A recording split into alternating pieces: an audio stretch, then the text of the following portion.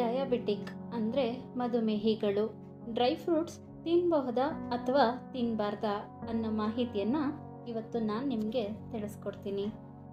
Welcome to my world channel. ಎಲ್ಲರಿಗೂ ಸ್ವಾಗತ. Diabetic ಹೊಂದಿರುವ ಜನರು ಹೆಚ್ಚಾಗಿ ಅಧಿಕ ರಕ್ತದೊತ್ತಡ, ಅಧಿಕ ಕೊಲೆಸ್ಟ್ರಾಲ್ ಮತ್ತು ಕಳಪೆ ರಕ್ತ ಪರಿಚಲನೆಯನ್ನು ಹೊಂದಿರುವ ಸಾಧ್ಯತೆ ಬಹಳಷ್ಟು ಇದ್ದು, ಮಧುಮೇಹ ನಿಯಂತ್ರಣದ ಮೇಲೆ ಡ್ರೈ ಫ್ರೂಟ್ಸ್ ಹೇಗೆಲ್ಲ ಪ್ರಭಾವ ಬೀರುತ್ತದೆ ಎಂದು ನಾನಿವತ್ತು ತಿಳಿಸ್ಕೊಡ್ತೀನಿ. ಡ್ರೈ ಫ್ರೂಟ್ಸ್ ತಿನ್ನಬಹುದಾ ಅಂತ ಕೇಳಿದರೆ ಹೌದು, ಅವು ಹೆಚ್ಚಿನ ಮಟ್ಟದ ಫೈಬರನ್ನು ಹೊಂದಿರ್ತವೆ.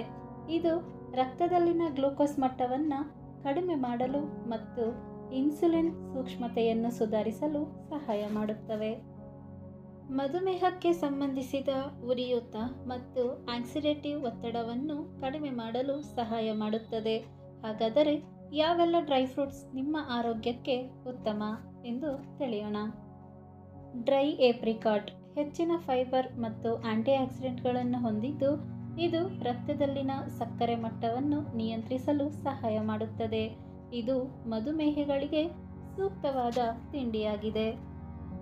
ವಾಲ್ನಟ್ಸ್ ಆರೋಗ್ಯಕರ ಕೊಬ್ಬುಗಳು, ಪ್ರೋಟೀನ್, ಫೈಬರ್, ಒಮೆಗಾ 3 ಕೊಬ್ಬಿನಾಮ್ಲಗಳನ್ನು ಹೊಂದಿದ್ದು, ಉರಿಯೂತವನ್ನು ಕಡಿಮೆ ಮಾಡಲು, ಕೊಲೆಸ್ಟ್ರಾಲ್ ಮತ್ತು ಹೃದ್ರೋಗದ ಅಪಾಯವನ್ನು ಕಡಿಮೆ ಮಾಡಲು ಸಹಾಯ ಮಾಡುವುದರ ಮೂಲಕ ರಕ್ತದಲ್ಲಿನ ಸಕ್ಕರೆ ಮಟ್ಟವನ್ನು ನಿಯಂತ್ರಿಸುತ್ತದೆ. ಒಣದ್ರಾಕ್ಷಿ ಇವು ಜೀವಸತ್ವಗಳು, ಖನಿಜಗಳು ಮತ್ತು ಫೈಬರ್ನಿಂದ ತುಂಬಿರುತ್ತವೆ. ಜೊತೆಗೆ ಕಡಿಮೆ ಕ್ಯಾಲೋರಿಗಳು ಮತ್ತು ಕಾರ್ಬೋಹೈಡ್ರೇಟ್ಗಳನ್ನು ಹೊಂದಿದ್ದು, ರಕ್ತದಲ್ಲಿನ ಸಕ್ಕರೆ ಮಟ್ಟವನ್ನು ನಿಯಂತ್ರಿಸಲು ಪ್ರಯತ್ನಿಸುವವರಿಗೆ ಸೂಕ್ತವಾದ ತಿಂಡಿಯಾಗಿದೆ.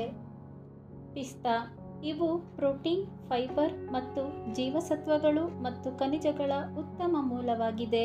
ಪಿಸ್ತಾ ಆರೋಗ್ಯಕರ ಕೊಬ್ಬನ್ನು ಹೊಂದಿದ್ದು, ಕೊಲೆಸ್ಟ್ರಾಲ್ ಕಡಿಮೆ ಮಾಡುತ್ತವೆ ಹಾಗೂ ರಕ್ತದಲ್ಲಿನ ಸಕ್ಕರೆ ಮಟ್ಟವನ್ನು ಕಡಿಮೆ ಮಾಡಲು ಸಹಾಯ ಮಾಡುತ್ತವೆ. ಇದರ ಜೊತೆಗೆ ಅಗಸೆ ಬೀಜಗಳನ್ನು ಸೇವಿಸಿ. ಅಗಸೆ ಬೀಜಗಳು ಒಮೆಗಾ 3 ಕೊಬ್ಬಿನಾಮ್ಲಗಳಲ್ಲಿ ಸಮೃದ್ಧವಾಗಿವೆ. ಇದು ಕೊಲೆಸ್ಟ್ರಾಲ್ ಮಟ್ಟವನ್ನು ಕಡಿಮೆ ಮಾಡುತ್ತದೆ. ಅಗಸೆ ಬೀಜದ ಪುಡಿಯನ್ನು ಸತತ 3 ತಿಂಗಳ ಕಾಲ ಬೆಳಗ್ಗೆ ಸೇವಿಸುವುದರಿಂದ ಕೆಟ್ಟ ಕೊಲೆಸ್ಟ್ರಾಲ್ ಮಟ್ಟವನ್ನು ಕಡಿಮೆ ಮಾಡಬಹುದು. ಅಡುಗೆ ಮಾಡುವಾಗ ಆಲಿವ್ ಆಯಿಲಿಂದ ಅಡಿಗೆ ಮಾಡುವುದು ತುಂಬ ಒಳ್ಳೆಯದು. ಈ ಎಣ್ಣೆಯು ಒಳ್ಳೆಯ ಕೊಲೆಸ್ಟ್ರಾಲ್ ಮಟ್ಟವನ್ನು ಹೆಚ್ಚಿಸುತ್ತದೆ. ಹಾಗಾಗಿ ಆಲಿವ್ ಆಯಿಲ್ ಎಣ್ಣೆಯಿಂದ ಉಪಹಾರ ಮಾಡಿ ತಿನ್ನಿ. ಮುಖ್ಯವಾಗಿ ಗಮನದಲ್ಲಿ ಇಟ್ಟುಕೊಳ್ಳಬೇಕಾದ ವಿಷಯಗಳು ಇವುಗಳನ್ನು ಮಿತಿಯಾಗಿ ತಿನ್ನುವುದು ಬಹಳ ಮುಖ್ಯ. ಏಕೆಂದರೆ ಅತಿಯಾಗಿ ತಿನ್ನುವುದು ತೂಕ ಹೆಚ್ಚಾಗಲು ಅಥವಾ ರಕ್ತದಲ್ಲಿನ ಸಕ್ಕರೆಯ ಮಟ್ಟವನ್ನು ಹೆಚ್ಚಿಸಲು ಕಾರಣವಾಗಬಹುದು. ಇದು ಮಧುಮೇಹದ ಲಕ್ಷಣಗಳನ್ನು ಇನ್ನಷ್ಟು ಹದಗೆಡಿಸುತ್ತದೆ.